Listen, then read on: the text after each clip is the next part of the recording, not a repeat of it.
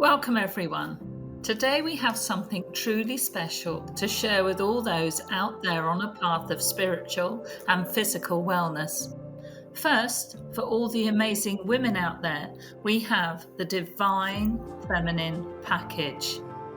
This package is designed to honor and celebrate the sacred feminine within each and every one of us.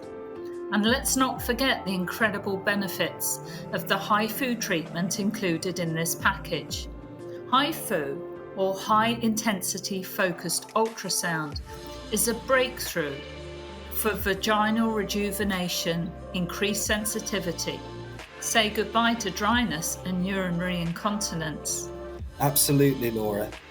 And included in this package is 2 days of our complete combined healing therapy system, along with the rejuvenation HIFU treatment. We've also included a special meditation to reconnect your sacred femininity. It's a beautiful opportunity for you to nourish your inner goddess. And as a bonus, we are offering a complimentary head, neck, and shoulder massage to further enhance your relaxation and well-being. Plus, you will also receive a comprehensive body composition scanning for posture and composition analysis. It's also about empowering you to understand and embrace your unique journey. Revitalize your inner and outer well-being with our Divine Feminine Package. It's an incredible opportunity to experience deep healing and reconnect with your feminine power. Trust us, it's worth every penny for this transformation and empowerment you'll experience.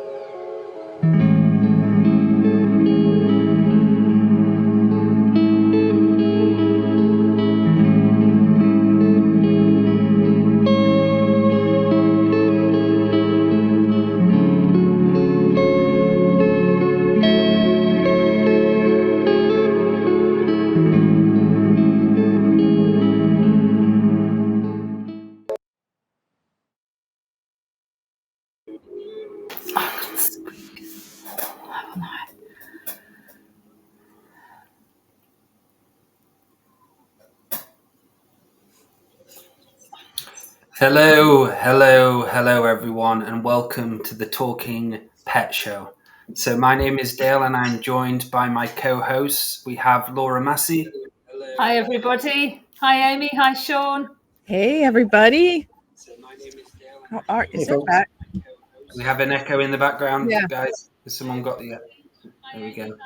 And we've just had Amy as well doing some bird noises, some great bird impressions. And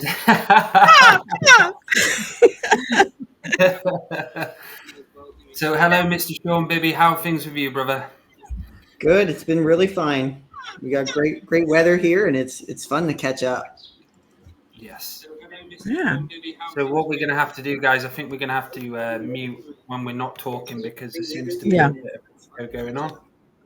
So we're going to start this show by talking about animals and pets and how they impact our lives. And I know this is going to respond well to a lot of people because animals and our own pets have changed our lives. And I know we all have these different experiences we can all share and talk about so we can understand animals a bit more and why they're here and some of the great things they do. I love that Joel's got my dog Meg on the little thumbnail.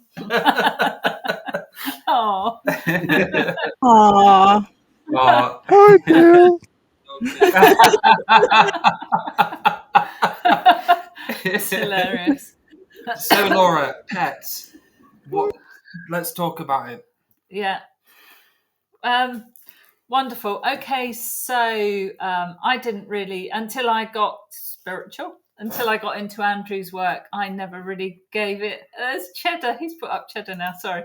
I never really gave it a lot of thought about the animals having an unseen world too and how that interacted with us. But of course, the further you go down that journey, you realise that every living thing has an unseen world and that they're meant to. We've chosen that these animals weave in and out of our experiences this lifetime and other lifetimes. And it's fun.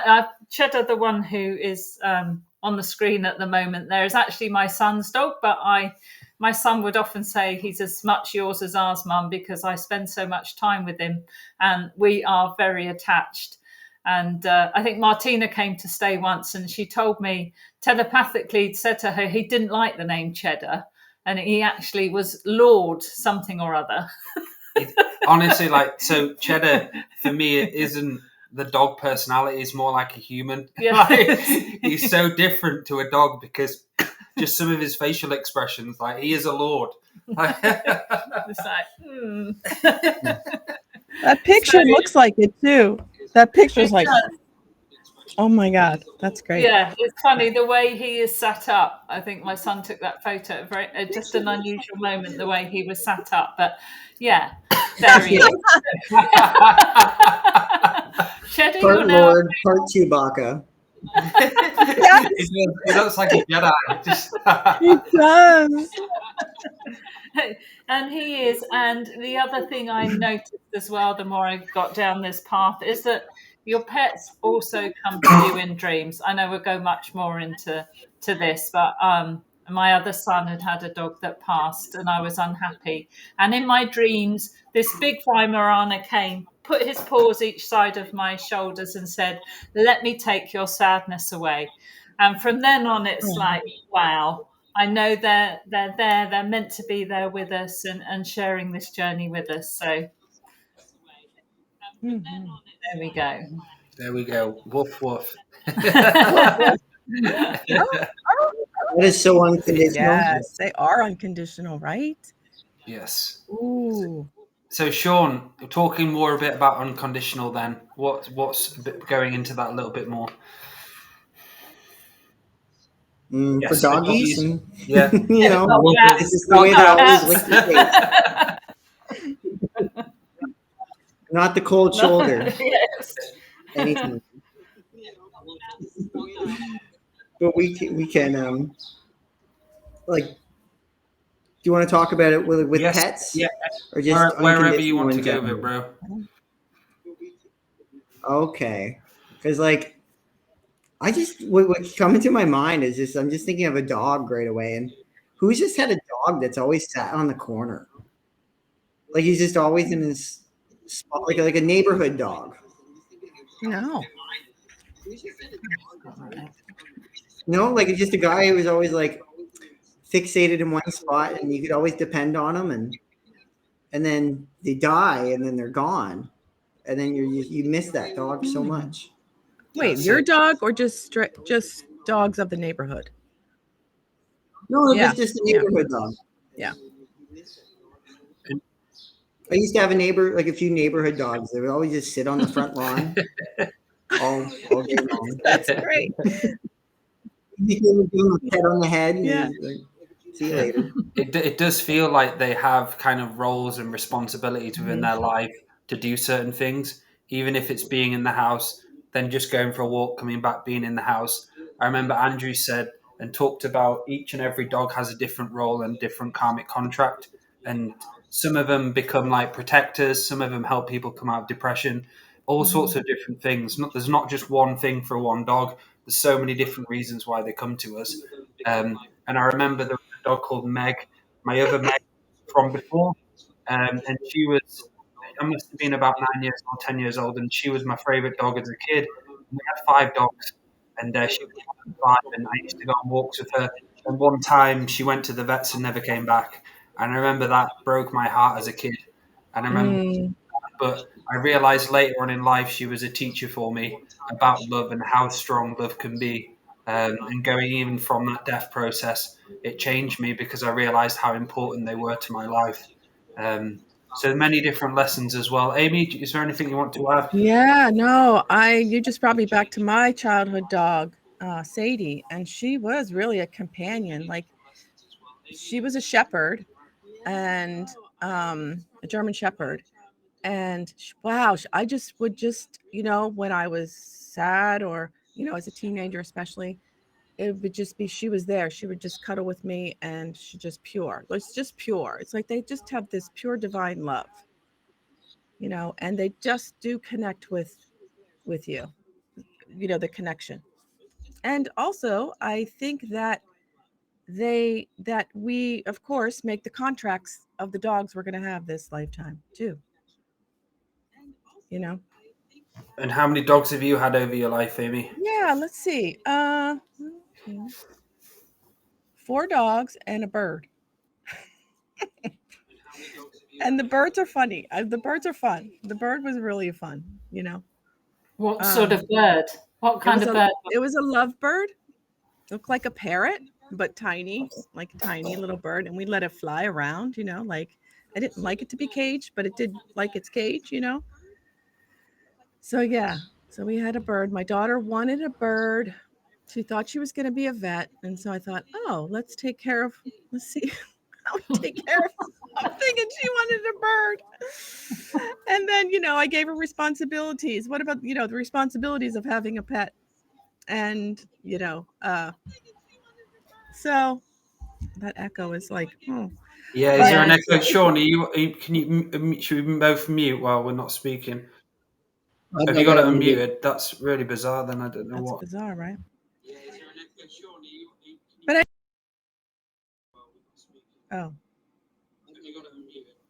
am I unmuted? What's going on here, Joel? Is there something going on with Restream? Because it's quite a bad echo. Yeah, there's a bit of an echo going on. I think it might be when you talk. I figured it out. Amy, maybe your earbuds are too loud. Oh, wait a minute. Too loud. I think it might be when you talk. I figured it out. It's me? Yes, it's you. It's Amy Kruzic. Oh my gosh. Okay, hold on. Okay, hold on. No problem. Thanks, Detective Joel. Good work. So, Sean, how many animals and pets have you had for your life, bro? Sorry, go ahead.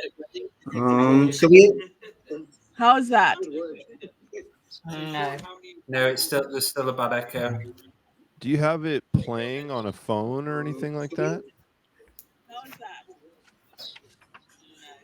No, there's still a bad echo. Do you have it playing on a phone or anything like that? It's very delayed as well. Yeah. Weird.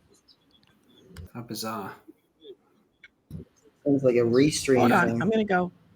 It's very delayed as well. So let's see if it's still. I think it's stopped now. I'll leave and come back in. Yeah, cool. Yeah, so those listening as well, those in the audience, put in the chat about your stories with animals, and towards the end of the shows, we'll bring people on to share their own unique stories and how animals have changed them as well. Eric, I've had to put my pup down that's the thing. The hard truth about animals as well is pets don't live that long. And that's the thing, isn't they? Usually it's about 15 years to 16 to 17 years. So my advice as well, when a pet gets older, get another one as well when they go towards the end of the life, because there's nothing worse than having a family or having a home where there's no animals in there when the one passes away. And I remember Andrew talking about this, especially autistic children or ADHD children, especially when they lose a dog or an animal, to have another one there already. So when that one passes away, there's not that heartbreak, and the other one can help them go through the morning as well. So yeah, Sean, how many animals have you had in your life, bro? Yeah, so we had a family dog. One family dog named Star. She was a blue heeler, and she was a wild pup. Like, it was like the first dog of the family, and it was so nice having her around. The house was always alive, and then a couple cats, and then I had my own couple cats. So 4 cats, 1 dog. But then all the the neighbors' dogs though. Because like I would go over like just the houses that you can just walk into. Yes. Yeah, we became friends with them. Hey, Alex, I gotta run, guys. You can't see me. I gotta jump out of here. So I'll see you next time. Oh, Sean's gone. Sean, are you gone? Have you've gone? Okay. I believe Sean has gone. We do apologise, guys. So we've had a lot of trouble with Restream. The server went down on trying to get the show up, and there just seems to be a lot of issues and problems at the moment with it. So we seem to have a lot in the chat as well. Christine, big time synchronicities. I've discovered my psychic bonds with my dog, Kiko. It's gone up now. My son is autistic too, and having a special bond with him. Yeah, that's it. For me as well, growing up as a kid, they were my best friends. They really were. And they really helped me emotionally as well. And like I said, we had 5 dogs and 1 cat at one point. It was like a farm. And 2 gerbils. So the question is, have they come as healers? Partly, haven't they? Yes. Yeah, they've come as to help us heal and as healers, and how they must be part of the karmic resolution machine. Yeah. They must be. So they too. It's weird thinking that your dog or cat or whatever also has karma to resolve. There we go. And I guess as pets, they create karma too. So if they poop in your bed, have they created bad karma for themselves? They must have. I mean, these are all questions for the Galactic historian, but everything is here on Earth in this galaxy is part of the karmic resolution machine, isn't it? Yeah. So they are all entangled in that. Yeah. Well, I remember Andrew, because I asked Andrew about Meg, because I asked if the other Meg was connected to her, but they're in the same lineage as dogs. But he was saying that Meg has a specific role here, and each dog has like a mission, and they have things to fill out as a soul. And when they fill those things out, they can, I'd say, progress as a soul and go on to another experience. So being a dog for them, they have certain things they need to fill or do. And there's like other parts of you can be a dog as well. Even though you're in the body now, there could be versions of you as animals, as dogs. And usually that's the case with dogs and animals, because obviously your soul's so big. Usually there's a part of the soul which is a dog or a cat or whatever it is. So very, very interesting. That's interesting. Yes, oh my goodness. Why sometimes they say dogs look like their owners. I was just gonna say. I was gonna wear pigtails today. Yes, so I for your poodle. My poodle. Your poodle's here. Yeah, poodle's that's in, Louis. Yeah. Yeah. Wow, I have to tell you. So I had it was a cockapoo, right? And then Louis came along 7 years later. So and my husband not found him, but he brought him home. But my sister actually had Louis, and my husband went to visit because she thought she wanted Louis, And my husband went to visit them for something and saw Louis, and he fell in love with him. Oh my God, he fell in love with him, right? He was like 7 months old. And my sister's husband did not want the dog, you know? So Dave is like, oh my God, you have to see this dog. And so I said to my sister, well, don't give him back because, you know, I think we wanted, and I didn't really want 2 dogs. So, you know, that thing, it's like 2 dogs. I don't know. But Louis, so we got him, and Louis became attached to me mostly because I was home more, and, you know, and I have to say that Louis, when Tiger had died or was dying, and that's another thing, like when to put them down and when to keep, you know, I think we should have put Tiger down earlier. But what Louis was doing the last 3 months was licking him, licking his ears, licking his eyes. Like he was licking his body, like trying to heal him. Like, you know, I don't know what, I get chills because I have pictures of him just, you know, licking him. And, you know, I don't know what they were saying to each other, but it was so beautiful to watch. So that's beautiful story. I know. Yeah. So now do I have to lick Louis when he's, I don't know. Who's going to lick Louis now? I don't know because Louis old. Do we just continue getting a dog? I don't know. But maybe. Maybe. You know, but you know, it's just very sweet when you do have 2 dogs. I mean, it is very sweet to watch them together. They do bond. And they do take on each other's characters sometimes too. Like they do talk to each other, don't they? Yeah. Yeah. They take on humans' characters as well, and some of like any nervousness or anxiety or anything like that. The dog can just mirror that all the time. And like dog humping legs and stuff like that. I remember speaking to Andrew about when he was like mirroring the owner there. Yes. Actually, he was able, because Andrew stayed with me, is able to observe Cheddar quite a bit because Cheddar's often round at Grandma's. Yeah. And I used to say, you know, Cheddar would do that now and again, hump my arm or my leg. And Andrew would say he's just claiming his bitch, really. It's like, especially if the grandchildren were around, because I knew Cheddar before the grandchildren, he's like, nah, she's my grandma or whatever relationship I had to Cheddar. Oh, that Andrew was fun. He'd do a complete narration of what Cheddar was saying when Cheddar would go outside in the evening, like Meg does, because Meg is staying now. And Cheddar would go outside and watch the fox walk along the top of the wall. And Andrew would actually be telling me what Cheddar was saying. And then he would communicate to Cheddar and say, it's no good you know, hopping up and down in front of the wall. You need to go and sit quietly in the grass and watch for the fox from there. And then he'll come out. And of course, Cheddar eventually went and sat in the long grass. That is so awesome. Andrew's the dog whisperer, but he's very good, and the amount of humour that comes from dogs as well, you know, like Cheddar, they bring so much joy, don't they? They do. And I know they're protectors in the seen world, and cats are the protectors in the unseen world, and a completely different kettle of fish, if you can use that. Yes. Kettle of dogs. That's Elsa. That's my daughter-in-law's dog. Yeah. Aww. Oh, and there's Meg. She's squeaky. Yes, she talks a lot. Louis. Oh, there's Louis. Yeah, there's Louis.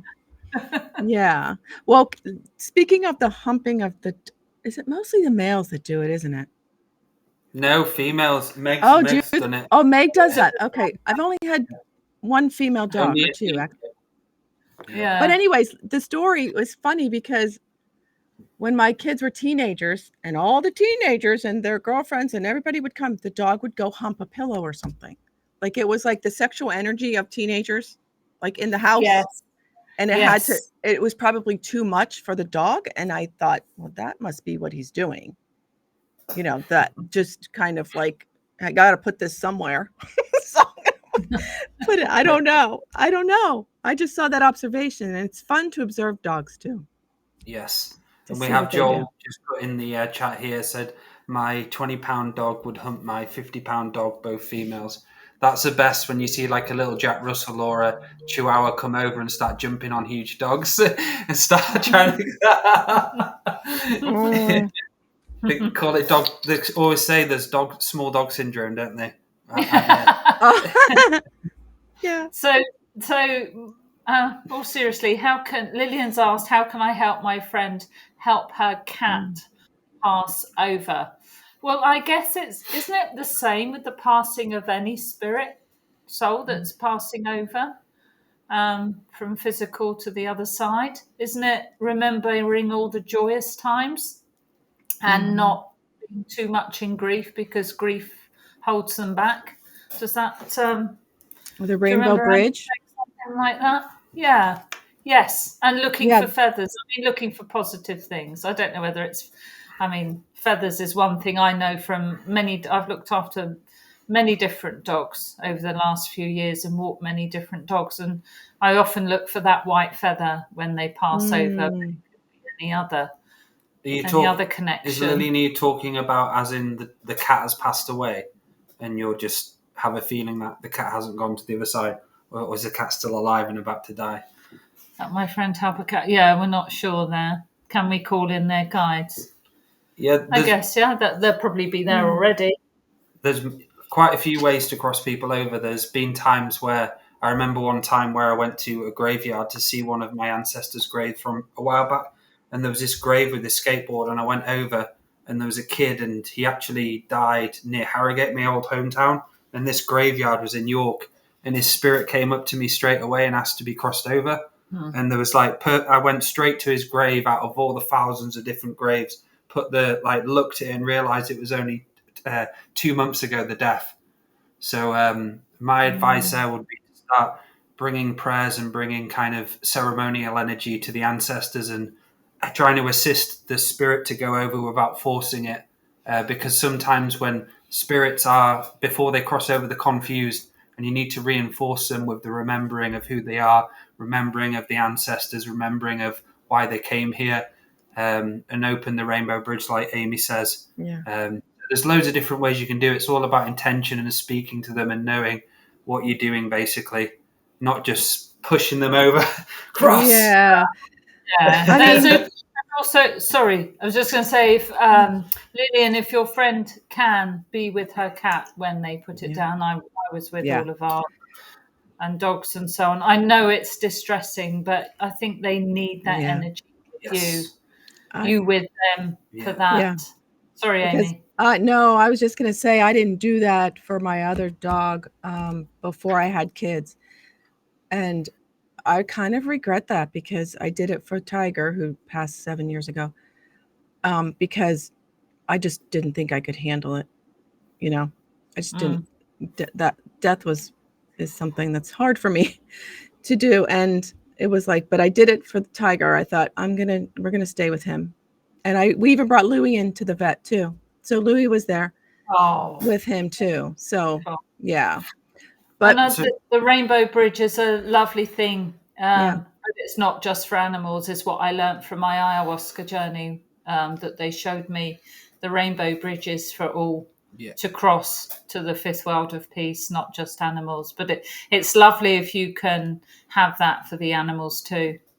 And Lillian, when you're saying speaking to them before they die, I think the best thing you can do there is comfort them with love and enforce them that their journey, and they've completed everything they needed to complete. And that's something I've done with a dying dog before. It was at a ceremony actually, and it was going to get put down, and it came up to me and it said, I need to do it. It came up to me confused, and I remember getting quite tearful and started crying because it said, I need to keep going. I need to be here. I can't go. And I remember looking at it and just saying to it, your job, you've done what you needed to do here. You don't need to do anything else. And that's the best thing you can say to some dog or cat when they're about to cross over. Just enforce them with who they are, and just enforce them with love and care, and you've done your job. There's nothing else you need to do here.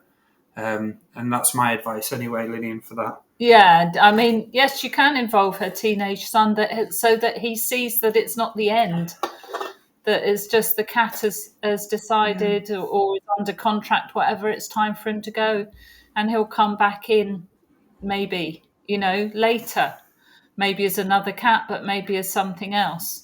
And it's not the end. The cat has just chosen it's his time to pass on.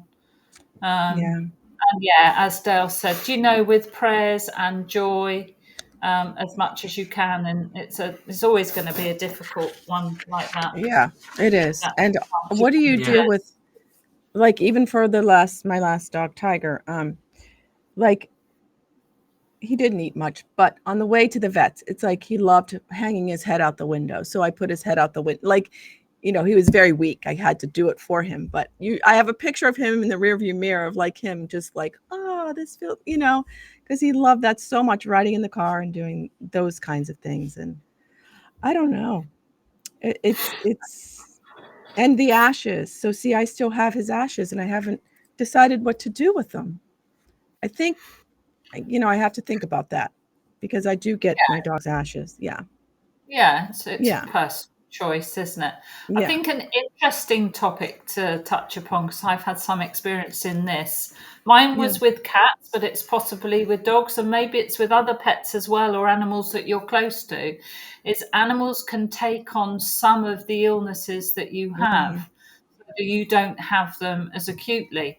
And interestingly enough, my ex had, actually we had 4 or 5 cats at one time, but 3 of the cats he had all had something and died from, all of them, something that he had.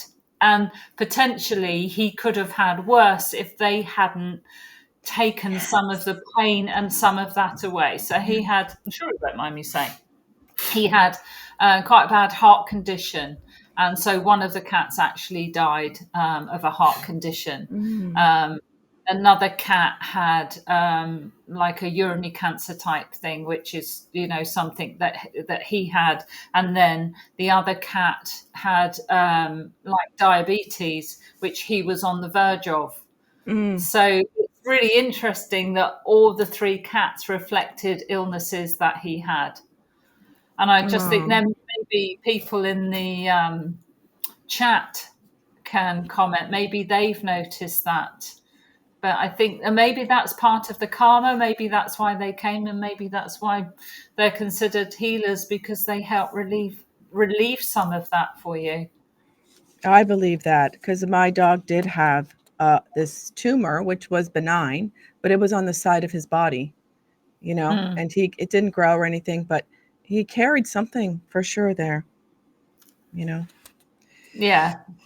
Alfredo's saying my animals take on a lot of stuff from our household. Yeah, I can feel it. Yeah, absolutely. Yeah. I remember Andrew saying that's why, what was it? Cats are always washing. They wash a lot, don't they? And, because they are ridding themselves of all the negative energy they pick up. They've got to shake it off somehow. So that's why they wash. And I also have like a feral cat that comes in the neighborhood and I feed him. And I think he does that. Yeah. Now I have a second one. I have a second one now that's coming around. And I think that they just kind of gather all the energy in the neighborhood. I honestly believe that, like he just goes around and comes and I love that about cats. I haven't had a cat, only when I was little, but I didn't. Yeah. I've had lots of cats. I know, like, it's always like, do you like cats or dogs? Well, I like both. I like both. Yeah. One or the other. I like both. Yeah. Cats are totally different, though, aren't they? Yeah. Yeah. Yeah, they are. Unentangled observers. Yeah. They're not. Yeah. Let's see who else. It looks There's like they just don't give a shit, do they? Like, you don't see them upset or like they're just like, nope. No, like, they give you their shit. Yeah, that's what I'm not entangled with your shit. Give you their shit to clear up. Oh. Let's see who else has. Somebody else said they had. Was it Jordan? What did he say? He has like a big dog. I guess I didn't see it. I think it was in the. I think. Was it in the other chat? Because we've got the YouTube chat. Oh, this is the YouTube chat. Oh, okay. the YouTube chat's on the screen. It's too small for me to see. Yeah. So what unusual pets people have? Snakes? I don't. Yeah, I'm not really into the tarantula scene. No thanks. No thanks. No, there must be some reason why people feel, attached, want to be attached to spiders and snakes. It's not my thing. No. Yeah, I mean, Be a karmic reason for that, or some other reason. Some reason. Reason. Yeah. So Jordan, I currently have 2 dogs, 2 cats, German Shepherd. Oh. A lot going on there. I put my hat off to you. Yeah. Yeah. Oh, that's cool, man. I know German Shepherds are a lot to train and look after. You've got to really train and stuff like that. And those would be the working dogs, like the police dogs, and the dogs that I think Sean said he had a blue heeler. I think I heard him say that. Mm. And they're like a working dog, like for farms and stuff. Yes. Those are kind of cool. So would all our pets have spirit guides too, just like us, because they're an embodied spirit? Yeah. So they all have it's just all the same setup. Same setup, yeah. Okay. Yeah. And I think they can see spirits too. sorry, Amy. Oh no, I think they can see. Well, I know they can see spirits for sure. See spirits. Yes. Yeah. Yes. Especially cats, seems to me. Yeah. But I think there's too. They stare into. They look like they're staring at nothing. Yes, like in the corner, right? Yeah. Yes. Then you get some dogs who are overprotective and they're oversensitive. Have you had that before with owners, where they like just pick up on the littlest things, the mouse farting or someone else coming in the room and they go crazy? Like I've had that when she had a dog. He was just too protective, but he protected her, but overdid it. Like it's like, calm down, man. Like, well, maybe he saw things no one else did. Maybe he felt he had to protect her. Maybe he was seeing other stuff around her. He felt he had to protect. Well, I remember we're on. I think we were with Andrew, weren't we, on that? And there was a dog, and he had to go up to the dog and say, "You need to calm down and stop being so crazy about what's going on around your owner." Yeah, where was this? Because you're overdoing it. Was that on Scotland? Yeah, that was in York when we did Combined. Right, okay. Yeah. There you go. See, he's a secret dog whisperer. Yeah, man. It's not a ghost everywhere coming around the corner every second. Well, it probably is. So Lillian says, there's a skunk in the household I'm in at the moment. Oh. Okay. Whoa. Okay. I do that story. Skunks. Yeah. I mean, I know nothing about skunks, Amy. They're not That's something. Right. You don't have them. No. Right? No. I think Lillian's in Devon, isn't she? She's UK. A skunk. All right. Okay. Yeah. Okay. I'm the weird one that likes the smell of a skunk. I think a skink's a lizard, isn't it? skink. Skink. Yeah, that's what I thought. Yeah. Thank God. Thank you. The wise voice from the background there. A skink is a lizard. Okay. Yeah, skink. Not really. Short little black thing, I think. Oh, are they? Okay. Yeah, short. I don't know. Yeah. Okay. No lizards.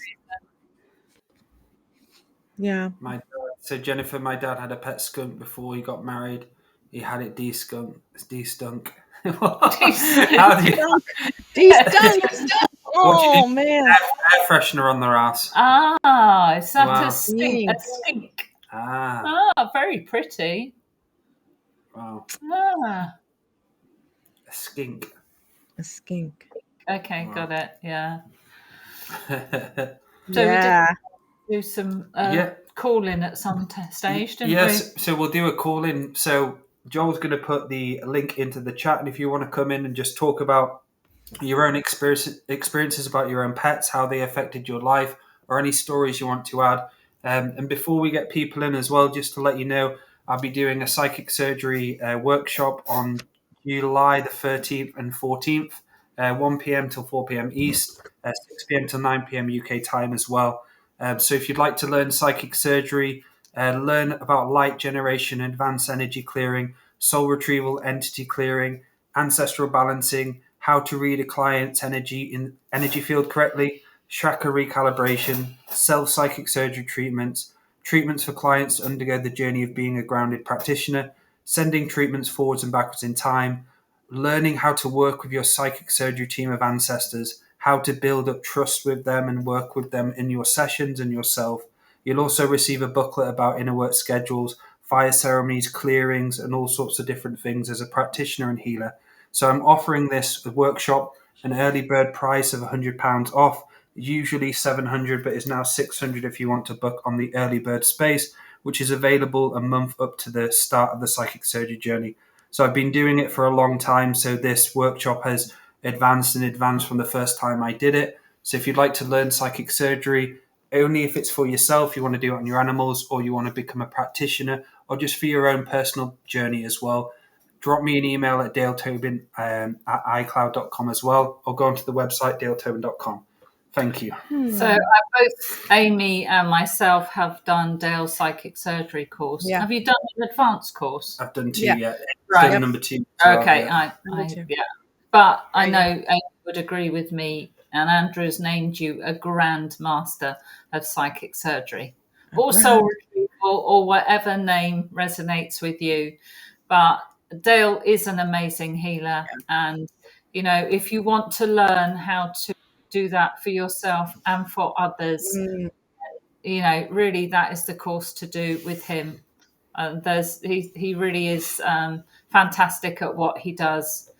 And just a note while we're on this subject, the 6th and 7th of June in York, I'm doing the divine, well, Dale's doing it with me, the Sacred Feminine Retreat. So we're doing the combined with the HIFU, vaginal rejuvenation, but we are also opening spaces for various combinations of combined therapies.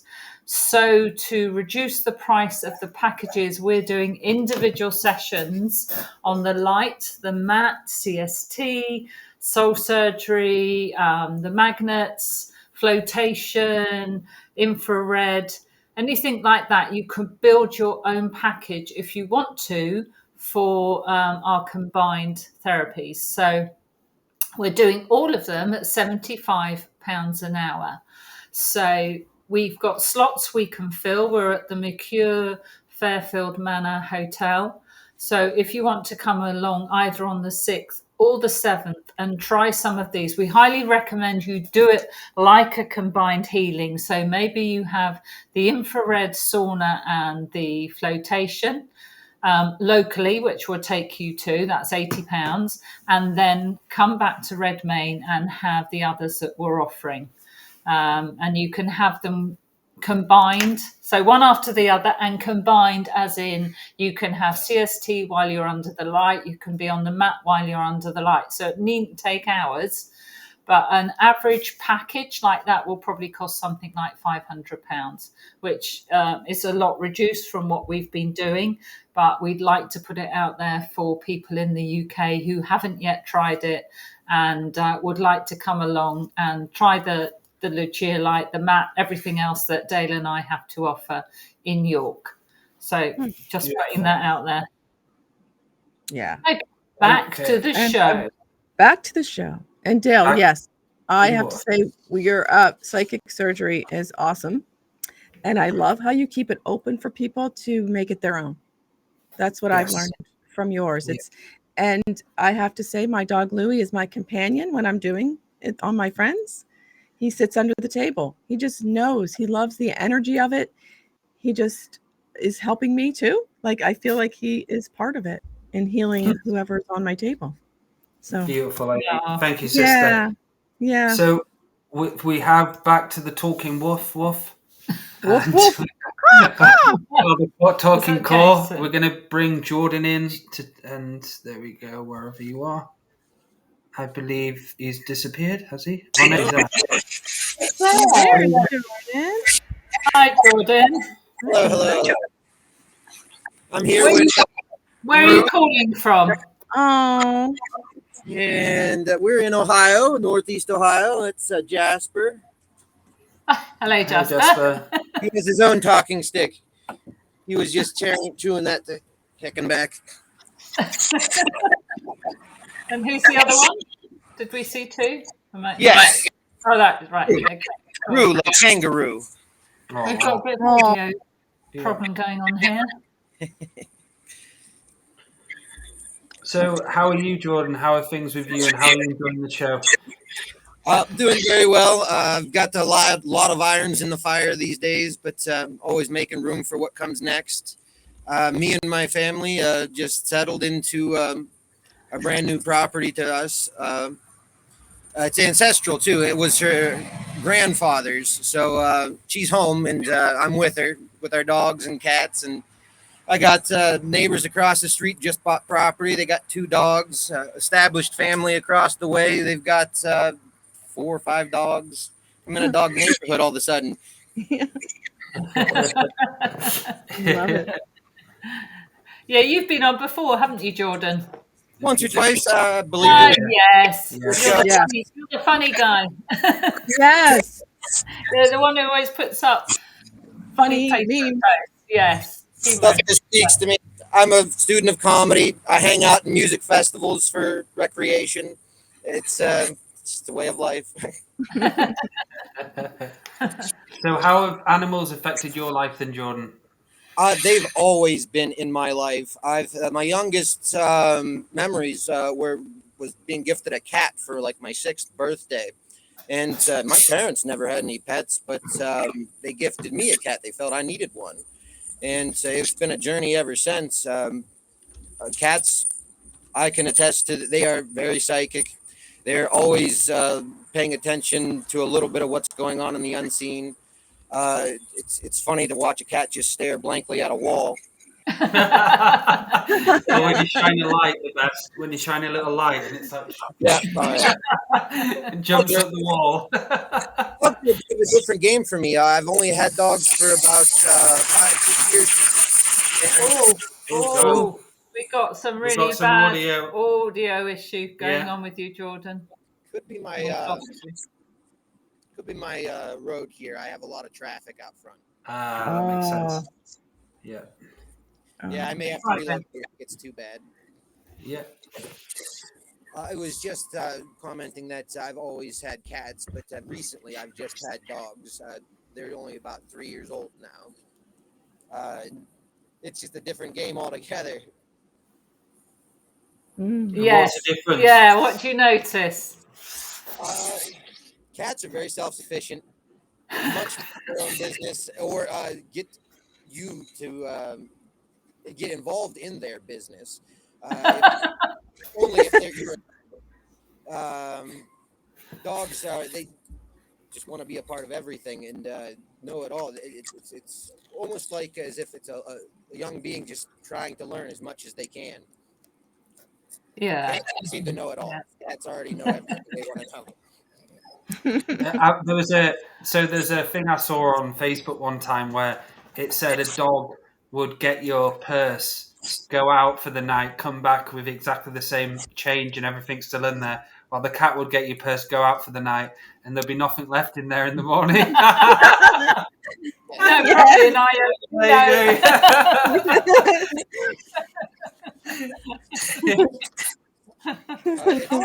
an aligning the cats. Yeah.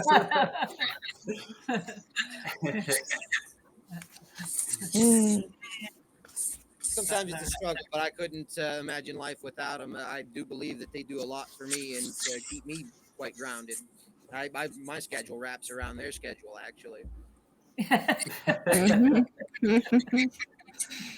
So have you got a German Shepherd, is it? Yes, she's a show breed, actually.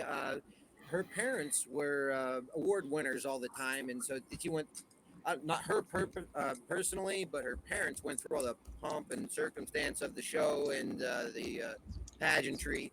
But she is definitely a prissy one. She likes her baths and she likes to be combed out and just any attention you give her. What has she been like to train, or because I remember a German Shepherd what we had at one point, and he was so hard to look after because he was just. I've been blessed. They've been training me more than I've been training them. Wow, that's great. Well.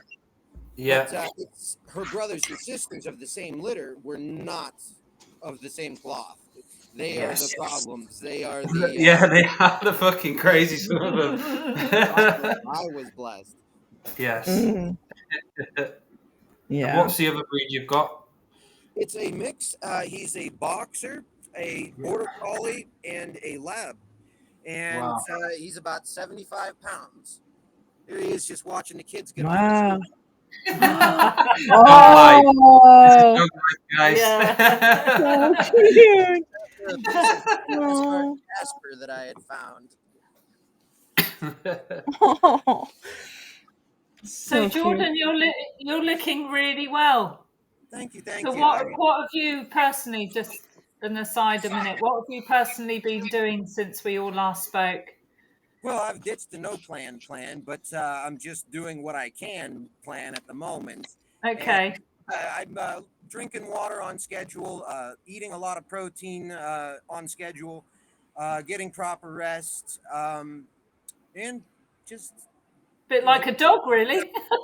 Your shows as much as I can. Yeah. Getting your protein, your rest, and your water. Good. Well, it's a dog's life. I'm no longer traveling out there like I had been for a few years. Oh, right. Yeah. Yeah. At Grandpa's house, and he was here for 52 years, and I'm cleaning up and reorganizing a lot of stuff that was already on the property, and just seeing what I can do. I've got a bunch of art projects and just new homeowner stuff to do. Wow. Yeah, I think, because didn't Andrew say on one of the shows about you needed to root yourself in one place? Yes. And you've done it. Well done. Really good talking to you again, seeing you so well. Well, great to have you on, Jordan, and we'll look forward to having you on again, brother. Anytime, and I'll be in touch as soon as I can. Cheers, bro. Take care, Thank Jordan. You. So we have Lillian. She got on. Well done. There we go. Hello, Lillian.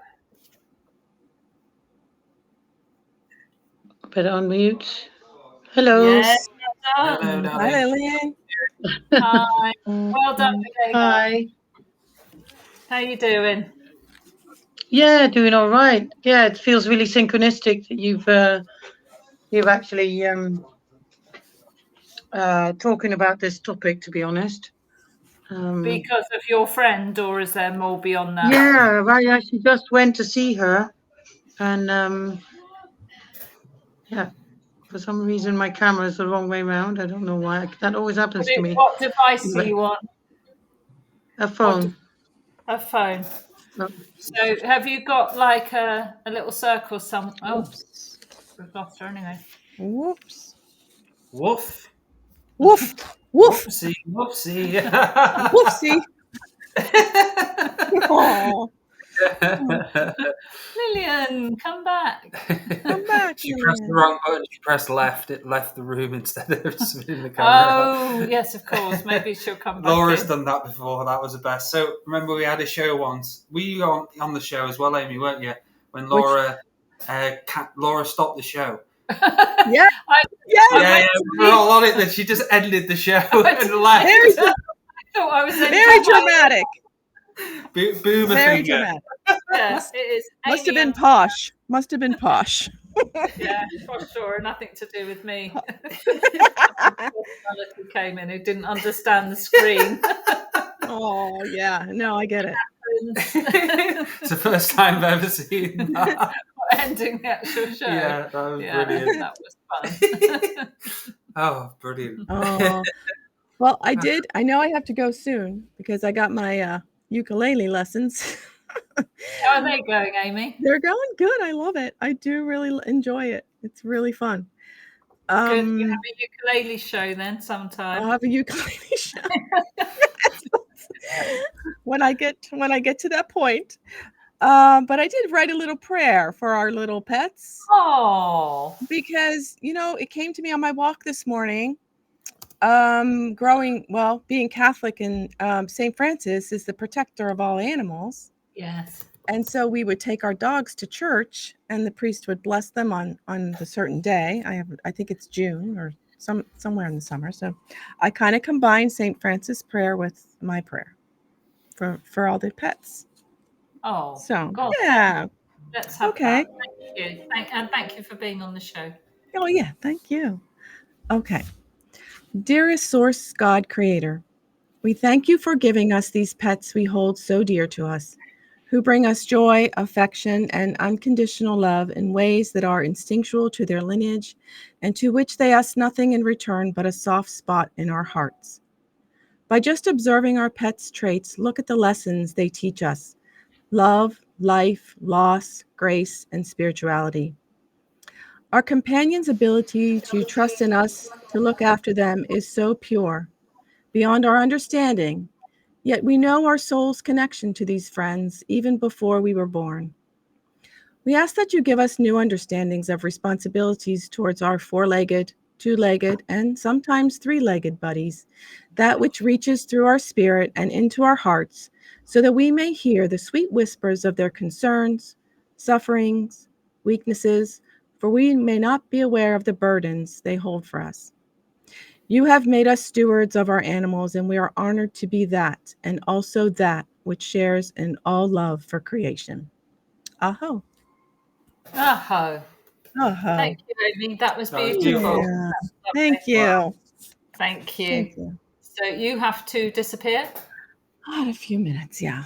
Okay, cool. Lillian, you've come in the back room again, and you've gone out again. So if you come back in again, I'll put you straight in. There, you're back now. So we'll get Yay, you in. Ashley. Ashley's taking ukulele lessons too. Oh. Hello, Lillian.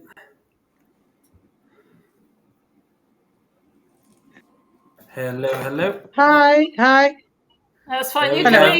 leave your camera off if you can't find me. Yeah, that's fine. Okay, no problem. How you doing, Lillian? Are you in Devon? Yeah. Have I remembered rightly? I am normally in Devon, but I'm visiting my friend in London. Okay. And and as I said, I've just been to see her, and she's quite upset because her cat has got cancer and 10 years old, and she has a son who's very upset about it. He's a teenage son, and he's got his GCSE maths exams in the next couple of days, and she's a bit worried about putting the cat down. And we're just trying to tune in to whether she's ready now or whether we should wait, and what they can do to kind of obviously the usual things that you've mentioned already, like being with her and reassuring her and giving her lots of love. And she has a sister cat as well. So her name is Marisol, and the sister's called Lucia, and she's absolutely fine and in good health. And she was asking me how it's going to be for the other cat, and how much awareness. Obviously, I would imagine, and the other cat is quite aware of what's going on with her. And she has a choice to either take the cat to the vet when she stops eating. I think she has colon cancer, so she's not eating that much anymore anyway. Or she can choose to spend a lot of money and let a vet or somebody come to the house and put her down, like £500 or something to do that. So you can ask the cat, and maybe you'll get an answer and look out for a sign. And obviously it would feel much more comfortable. It's one of these, the cats have never really lived outside because he lives on a top floor flat, so they've been indoor cats. And in a way she feels bad about that she hasn't been able to give them a taste of the outdoors. But I guess they are domesticated cats. And they were meant to be with her, so I don't think the cats would be Yes, particularly exactly. Yeah, totally. Yeah. And she's just suffered a bereavement as well. They both have. A good friend of theirs had just passed away last Wednesday. So all that is going on as well. So it's bringing up lots of grief. And I said to her, I feel they're holding a lot of that grief, and it's just like coming to the point where it's all holding so much for the humans, and maybe it's time to allow the cat to move on. And I was trying to explain that, you know, her spirit will still live on with them, and it will become a spirit guide for them, and be in their lives still, and also. And that's the thing. For It's the other cat. realizing. It's realizing. What is it? So whenever a cat gets put down, it's realizing that what was meant to happen, because there's so many people out there. I'm not saying this situation, but there's a lot of people who keep their animals in misery or pain for too long, and they need to go get them put down. And the vet who actually puts them down is strictly contracted to move them on in a spirit as one of their obviously teachers or whatever it is. So whenever the time's right, the time's right. Even if it feels like this, should have done this, should have done that. It's about letting go of shame, blame, and guilt, and realizing that the work is done, the job's done, and it's now time to honor the animal and mourn the animal, right? Because a lot of people go into anger, don't they, about I should have done this, I should have done that. It's so normal as a human to do that, especially mourning. Just a normal. It's also, you know, could be like that selfish way of you want to keep living, and so you extend their days because of how you are, how you feel. Like, whether it's you're scared to let them down, or it's all your stuff coming up. You want to be on your own. Yeah. So, you know, all those things you have to think about. Am I being selfish because I want him to still be alive? Yeah. And I think he needs to take him to the vet. She can take him, you know, presumably got a car or something, so she can wrap him up and carry him herself. She doesn't have a car, but I drove down from Devon, so I kind of feel that it's quite synchronistic that I'm here and I can actually help her take the cat comfortably to the vet and maybe support her as well. Because she's a good friend of mine, and obviously we have a mutual friend who's just passed away, so she's dealing with that, and maybe it'll help her with that grief as well. You know, if you do it with a pet, then it's almost like a symbolic passing, and I don't think there's a coincidence in the fact that they're both passing at a similar time, because they knew each other quite well, the cats and the lady that's passed. Yeah, there you are. So support on maybe crossing they've over. contracted to, absolutely. You know. Yeah, absolutely. We'll just say goodbye to Amy. She's gone. Yeah. Thank you for that, Lily. I had an interesting. It is interesting. Bye, Amy. Yeah, I had an interesting thing the other day where I was out and about, and there was in a beautiful kind of part of Devon, and I started to sing light language to the black, bit of a conversation with each other, which was so beautiful. It kept replying to my light language.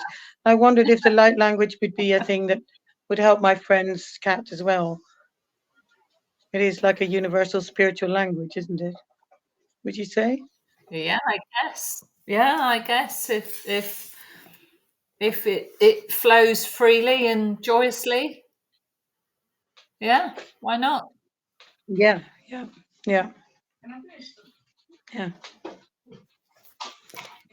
old is it? I've had it. No.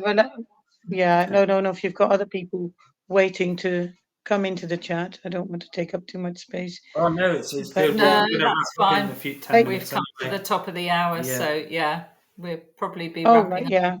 But I also used to look after guide dog puppies for the blind here when I lived in Scotland, which was such a rewarding job to do, actually, to give people back their. Because the thing is, when people walking with a stick, there's very few people that come up and talk to them. But if they have a beautiful dog with them, it's like a form of a connection, isn't it? And people will go, oh, such a lovely, beautiful dog. And immediately it'll make a connection with the people. So it's such a lovely thing to do. And being an artist, I've found that it was just, something I would, if I would have to lose any senses, that would be, I would hate to lose my eyesight. So I thought that would be a really, really good thing to learn as well, how lucky we are to have all these faculties. And but it was hard because I had to learn to give the dog away every time, Yes. I'd raise the puppy. After a year and a half, you have to give them away. But it also taught me that we don't own animals. And I kind of feel the best compliment in the world is when an animal or a dog or a cat just comes up to you naturally because they they like your vibe. It's like saying, you're all right. And you get that with babies and children as well. I just find that's the biggest compliment you can get. Yes, that's beautiful. Yeah, absolutely. And you get the dogs who can sniff out someone's shadow or someone who's not the nicest person straight away. Yeah, exactly. They know energy. They know straight away. They read energy fields, don't they? Yeah, brilliantly. Yeah. And also they use dogs to sniff out whether somebody's got cancer. They use that now as well, which is incredible. Yeah. I mean, that just makes you realize how disconnected we are, that we can't sense these things, but animals can. Yeah, we probably could at one time. I know, exactly. I think animals, dogs, cats can deal with death. Obviously, they are upset when there are other people die around them, but it's like children. When they go through mourning, they're kind of in the moment all the time, and they're always in acceptance of change. But when we grow older, we've got our programs, we've got our fear, we've got the worry and everything, the imprints of obviously the world and how it is. It's harder for us to deal with stuff like that. Being a human is a lot harder. It's like one of the hardest vehicles to hardest skin suits with the parasympathetic and the nervous system and everything like that. Yeah, it is. Yeah, totally. Yeah. Beautiful. Well, thank you very much for calling in, Lillian. Thank you, Lillian. Good talking to you again. Yeah, same here. Good to talk to you too. Have a wonderful evening. And you, my love. Thank you. Sweetheart. Bye-bye. So, what a good show. Lovely. That was great talking to everybody. And those in the comments and chat, thank you as well. We've got a lot of interaction this show. Yeah. We appreciate all your comments. And also, if you're on any of our socials, please drop a comment, please drop a like and subscribe on any of the platforms. We always appreciate everyone's support. For those who have listened to Andrew and listened to our show throughout the years, we really appreciate you, because without you, this isn't possible. And thank you. Great. Thanks very much. How can people get hold of you, Dale? So if you'd like your own psychic surgery soul retrieval session, head over to daletobin.com. Also, I've got the psychic surgery training coming up in July as well, which has an early bird price for that. So if you want to head over to the website or drop me a message if you have any questions as well. Thank you. Laura? Yeah, you can get hold of me at laura2feathers@gmail.com. That's with the number 2. If you'd like to go into your ancestral fire, meet your ancestors, that's my speciality. If you'd like some shamanic training for self-empowerment, then contact me for an online session. Or if you want to know any more about the 2 days and what we're doing in York, where Dale and I will be there, then please email me. Thanks, everybody. Thank you. Woof, woof, meow, meow, caw, caw. Good night. Good night.